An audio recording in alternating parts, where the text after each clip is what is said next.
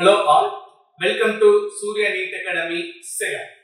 NEET 2024 re-examல physicsல கேட்ட ஒரு problem. So the problem என்ன கொடுத்திருக்காங்க பாருங்க. An object falls from a height of 10 meter above the ground. After striking the ground, it loses 50% of its kinetic energy. The height up to which the object can rebound from the ground. சரிங்களா? ஒரு பந்து 10 metre உயரத்திலிருந்து புவியிலிருந்து 10 metre உயரத்திலிருந்து கீழே போடுறாங்க. அப்படி கீழே போடும்போது என்ன பண்ணுது அப்படின்னா தரையை மோதுது. தரையை மோதும் போது அதன் இயக்க ஆற்றல்ல 50% இழக்கிறது, லாஸ் ஆகுது. அப்படி லாஸ் ஆயிட்ட அப்புறம் மறுபடியும் கிரவுண்ட்ல இருந்து அது எவ்வளவு ஹைட்டுக்கு ரீபவுண்ட்ஸ் ஆயிருக்கும். சரியா? எவ்வளவு ஹைட்டுக்கு ரீபவுண்ட்ஸ் ஆயிருக்கும்? 7.5 மீட்டர், 10 மீட்டர், 2.5 மீட்டர், 5 மீட்டர். இப்போ ஃபர்ஸ்ட் கேஸ் என்ன சொல்லிருக்கேன் அப்படின்னா, நான் இது கிரவுண்டா எடுத்துக்கிறேன், பூமியா எடுத்துக்கிறேன், இல்ல ஒரு தரைப்பகுதி. இப்போ இங்க இருந்து ஒரு ஆப்ஜெக்ட் இல்ல பால் கீழே போடுறேன். சரியா? எவ்வளவு ஹைட் அப்படின்னா 10 மீட்டர். இது ஃபர்ஸ்ட் கேஸ். இப்போ இது என்ன பண்ணுது அப்படின்னா கிரவுண்ட்ல ஸ்ட்ரைக் ஆயிட்ட அப்புறம் திரும்ப ஒரு சர்டைன் ஹைட் போயிருக்கு. அந்த ஹைட்ல என்ன பண்றேன் அப்படின்னா செகண்ட் கேஸ்ல எடுத்துக்கிறேன், h2 ன்னு எடுத்துக்கிறேன். இந்த 10 மீட்டரை நான் h1 ன்னு எடுத்துக்கிறேன். சரிங்களா? இப்படி போகும்போது எவ்வளவு ஹைட் அது போயிருக்கும். சரியா? பட் இங்க இந்த கிரவுண்டோட இது ஸ்ட்ரைக் ஆகும்போது அங்க எனர்ஜி நமக்கு லாஸ் ஆயிருக்கு. இந்த கிரவுண்டோட அது மோதி இருக்கும்போது 50% ஆஃப் கைனெடிக் எனர்ஜி ஆயிருக்கு அப்படின்னா லாஸ் ஆயிருக்கு. அப்ப ஃபர்ஸ்ட் ஸ்டேஜ்ல கைனெடிக் எனர்ஜி நான் k1 ன்னு எடுத்துக்கிறேன், செகண்டுக்கு கைனெடிக் எனர்ஜியை k2 ன்னு எடுத்துக்கிறேன். சரியா? அப்ப k2 நான் என்ன சொல்ல முடியும் அப்படின்னா k1 ல இருந்து 50% லாஸ் ஆயிடுச்சு. 5500 into k1. அப்ப நான் k2 நான் என்ன சொல்லிக்க முடியும் அப்படின்னா 50/100 into k1. சரிங்களா? So 100 minus 50 50/100 into k1. அப்ப ஃபர்ஸ்ட் கேஸ்ல எனக்கு கைனெடிக் எனர்ஜி ஒரு வேல்யூ கிடைச்சிருக்கும், செகண்ட் கேஸ்ல கைனெடிக் எனர்ஜி ஒரு வேல்யூ கிடைச்சிருக்கும். இந்த ரெண்டு கைனெடிக் எனர்ஜியும் நாம ஈக்குவேட் பண்ணும்போது நமக்கு இங்க ஆன்சர் கிடைக்கும். ஆனா நமக்கு அல்டிமேட்டா என்ன வேணும்? ஹைட் வேணும். ஹைட் கைனெடிக் எனர்ஜியோட நம்ம லிங்க் பண்ணி இத படிச்சிருக்குமான்னு பார்த்தா இல்ல. ஆனா ஒரு சிஸ்டம் இல்லனா ஏதாச்சும் ஒரு பிளாக் ஹோல் ஏதாச்சும் நம்ம ஒரு அமைப்பு கன்சிடர் பண்ணிக்கும் போது எனர்ஜி வச்சு ஸ்டாண்டர்டா நம்ம ஒரு கண்டென்ட் ஆர் ஒரு ஸ்டேட்மென்ட் படிச்சிருக்கோம். ஆற்றலை ஆக்கவோ அழிக்கவோ முடியாது, ஒரு வகையான ஆற்றலை மற்றொரு வகையான ஆற்றலால் மாற்றலாம். முக்கியமான ஒரு லாஜிக், அமைப்பின் மொத்த ஆற்றல் எப்போதும் மாறிலி. அப்போ சிஸ்டம் இருக்கு அப்படின்னா டோட்டல் எனர்ஜி எப்பவுமே எப்படி இருக்கும் அப்படின்னா கான்ஸ்டன்டா இருக்கும். அப்ப இந்த ஃபர்ஸ்ட் கேஸுக்கு நான் டோட்டல் எனர்ஜி என்னன்னு சொல்லணும், செகண்ட் கேஸுக்கு நான் டோட்டல் எனர்ஜி என்னன்னு சொல்லணும். ரெண்டுத்தையும் கம்பேர் பண்ணோம்னா தான் நமக்கு இந்த ஆன்சர் கிடைச்சிருக்கு. இப்போ ஃபர்ஸ்ட் கேஸ்ல என்ன sir total energy? So total energy அப்படினாவே நம்ம பொதுவா என்ன சொல்ல முடியும் அப்படின்னா potential energy plus kinetic energy. மொத்த ஆற்றல் அப்படிங்கறத நிலைய ஆற்றல் பிளஸ் இயக்க ஆற்றல்னு சொல்லிக்க முடியும். இப்போ மொத்த ஆற்றல் ஃபர்ஸ்ட் கேஸுக்கு 10 மீட்டர் உயரத்துல இருந்து இப்படி பால் வருது. அப்ப எனக்கு மேல இருந்து ஒரு சர்டன் ஹைட்ல இருந்து விடுறாங்களா, அப்ப எனக்கு அந்த ஆரம்ப திசை வேகம் 0. அப்ப இங்க மோதும் போது ஒரு திசை வேகம் இருக்கு. சரியா? அப்ப இந்த இடத்துக்கு பார்க்கும்போது நான் அமைப்புல மேல கன்சிடர் பண்ணும்போது எனக்கு பொட்டன்ஷியல் எனர்ஜி இருக்கும், கைனெடிக் எனர்ஜி 0, ஏன்னா velocity 0.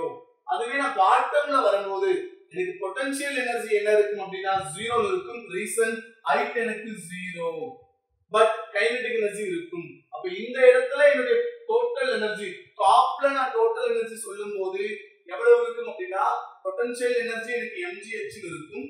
Total energy at height equal to total energy at ground. அப்ப டோட்டல் எனர்ஜி அட் ஹைட்ல உயரத்துல நான் மொத்த ஆற்றல் சொல்லும்போது நிலையாற்றல் பிளஸ் இயக்காற்றல். நிலையாற்றல் இருக்குங்க mgh ன்னு இருக்கும். நம்ம இந்த கேஸுக்கு h1 ன்னு எடுத்துக்கணும். பிளஸ் இயக்காற்றல் எனக்கு half mu². u ஓட வேல்யூ 0ன்றதால இயக்காற்றல் எனக்கு 0. அதுவே கிரவுண்ட்ல பாக்கும்போது எனக்கு நிலையாற்றல் என்ன இருக்கும் அப்படின்னா 0 mgh, பட் இங்க எனக்கு h ஓட வேல்யூ 0 பிளஸ் இயக்காற்றல் எனக்கு என்ன இருக்கும் அப்படின்னா half mv². the half mv² தான் நான் என்ன பண்ணிருக்கேன் அப்படின்னா பொதுவா k1 ன்னு எழுதிக்கிறேன். அப்ப mgh1 = k1. அப்ப mgh1 = k1. இந்த h1 ஓட வேல்யூ தான் நம்ம என்னன்னு படிச்சிருக்கோம் அப்படின்னா இல்ல கண்டென்ட் என்ன கொடுத்திருக்கானா 10 மீட்டர்னு கொடுத்திருக்காங்க. அப்ப K1 ஃபர்ஸ்ட் எனக்கு இந்த ஆப்ஜெக்ட்டோட டோட்டல் எனர்ஜி அல்லது கைனெடிக் எனர்ஜி எவ்வளவு இருக்கு அப்படினா mg * 10. இப்போ அப்படியே செகண்ட் கேஸுக்கு வாங்க.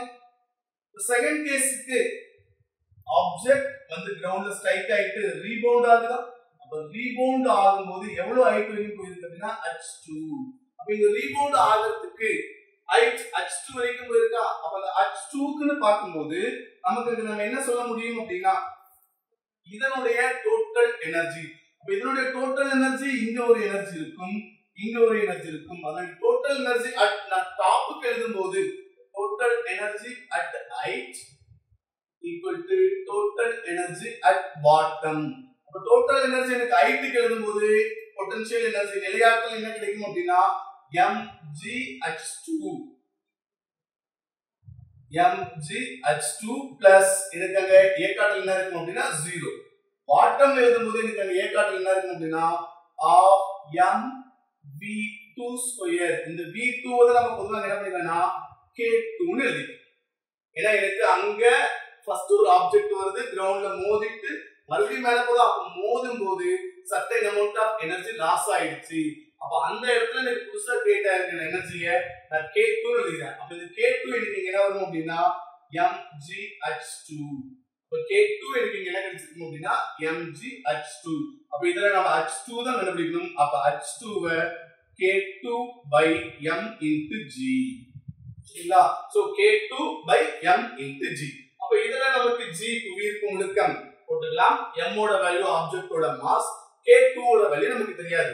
பட் क्वेश्चनல கொடுத்திருக்கிற கண்டிஷன் படி நம்ம என்ன படிச்சிருக்கோம்? K2 equal to 1/2 into K1 எழுதிக்கலாமா? அப்ப K2 equal to K1/2. K1 நம்ம என்ன படிச்சிருக்கோம்? mg into 10. அப்ப K2 க்கு பதிலா என்ன பண்ணிருக்கேன் அப்படினா K1/2 ன்னு எழுதிக்கிறேன். K2 க்கு பதிலா K1/2. K1 நம்ம இங்க என்ன ஈக்குவேஷன் ரீஅரேஞ்ச் பண்ணிருக்கோங்க? mg into 10. அப்ப K1 க்கு பதிலா என்ன பண்ணிக்க முடியும்னா mg into 10 by 2 into mg. சரிங்களா? அப்ப இதுக்கு இந்த mg கேன்சல் ஆயிடும். 10/2. அப்ப 10/2 நாங்க என்ன சொல்லிக்க முடியும்னா 5 மீட்டர். அப்ப 10/2 நாங்க என்ன சொல்லிக்க முடியும்னா 5 மீட்டர். அப்ப h2 ஓட வேல்யூ எனக்கு பொதுவா என்ன கிடைச்சிருக்கும் அப்படினா 5 மீட்டர்.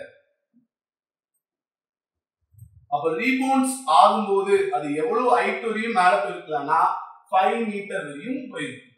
எப்ப அதனுடைய எனர்ஜி 50% லாஸ் ஆயிருக்கும்போது, மேபி 70% லாஸ் ஆயிருந்தா எப்படி இருக்கலாம், 10% லாஸ் ஆயிருந்தாலும் எப்படி இருக்கு. சரியா? அப்ப அங்க எனர்ஜி லாஸ் ஆக கண்டிஷன்ஸ் மாறும். அப்ப இதுக்கு உண்டான எக்ஸாக்ட்டான ஆன்சர் நம்ம என்ன சொல்ல முடியும்னா ஆப்ஷன் 4. சோ இப்ப நம்ம இந்த எனர்ஜி லாஜிக்கை வச்சு டோட்டல் எனர்ஜி கன்சர்வேட்டிவ் மொத்த ஆற்றல் அழிவில்லாதது அப்படின்னு வச்சு பொட்டன்ஷியல் எனர்ஜி கைனெடிக் எனர்ஜியோட சம் பண்ணி ஃபர்ஸ்ட் கேஸுக்கு என்ன, செகண்ட் கேஸுக்கு என்ன, இந்த ஈக்குவேஷன் எழுதி சால்வ் பண்ணாதான் நமக்கு ஃபைனலான ஆன்சர் கிடைச்சிருக்கு. அப்ப இந்த ஈக்குவேஷன் எழுதி சால்வ் பண்றதுக்கு மினிமம் 2 ல இருந்து 3 நிமிஷம் அது நம்ம டைம் எடுக்கணும். இந்த மாதிரி 2 ல இருந்து 3 நிமிஷம் டைம் எடுக்காம within a few secondsல நம்மளால இந்த क्वेश्चंस्க்கு ஆன்சர் பண்ண முடியும். சரியா? இந்த few secondsல எப்படி இந்த மாதிரி क्वेश्चंस நம்ம ஆன்சர் பண்ண முடியும்னா ரீபவுண்ட்ஸ் அப்படின ஒரு வார்த்தை வந்துச்சு அப்படினாவே டைரக்டா ஒரு ஃபார்முலா எழுதிக்கோங்க. h rebounds equal to initial height into remaining kinetic energy or remaining percentage of kinetic energy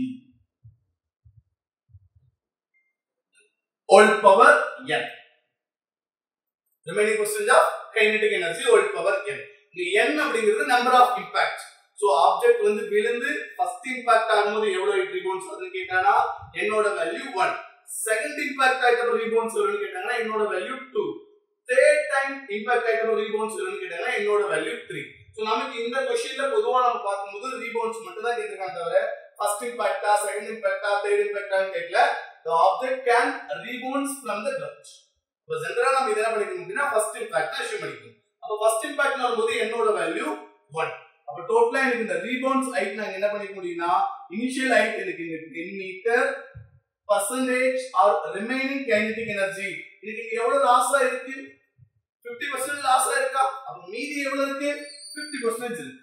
அப்ப 50 by 100 whole power n க்கு பதிலா இங்க 1 டைரக்டா இம்பாக்ட். அப்ப 50 by 100 1 by 2 னு சொல்லிக்கலாமா? அப்ப 1 by 2 whole power 1 அப்ப 10 by 2 அப்ப h2 ஓட வேல்யூ 5 மீட்டர். சோ இதுக்கு ஆன்சர் ஆப்ஷன் 4. சரிங்களா? சோ டோட்டல் எனர்ஜி கன்சர்வேட்டிவ் மொத்த ஆற்றல் அழிவின்மை அப்படிங்கிறது நம்மளால லாஜிக் எடுத்து வச்சு நிலையாற்றல் இயக்காற்றல் ஈக்குவேட் பண்ணி சால்வ் பண்ணி போடலாம். இல்ல டைரக்டா ரீபவுண்ட்ஸ் கேட்டானாவே இந்த ஃபார்முலாவை ஞாபகம் வச்சுக்கோங்க போதும். சோ இந்த ஃபார்முலா நமக்கு ஞாபகம் இருந்தது அப்படின்னா ரொம்ப ரொம்ப ரொம்ப ரொம்ப கம்மியான டைம்ல within a few secondsல நம்மளால இந்த क्वेश्चंसக்கு ஆன்சர் பண்ண முடியும். சரிங்களா? சோ இந்த மாதிரி வெவ்வேறு ப்ராப்ளமுக்கும் வேற ஒரு சில ப்ராப்ளம்ஸ்க்கும் எப்படினா few secondsல நம்ம ப்ராப்ளம் சால்வ் பண்ண முடியும். வேற பிசிக்ஸ்ல எப்படிலாம் டிப்ஸ் இருக்கு, ட்ரிக்ஸ் இருக்கு, ஷார்ட்கட்ஸ் இருக்கு அப்படினு தெரிஞ்சுக்க சூர்யா அகாடமி சேலம் அப்படிங்கற YouTube சேனலை சப்ஸ்கிரைப் பண்ணி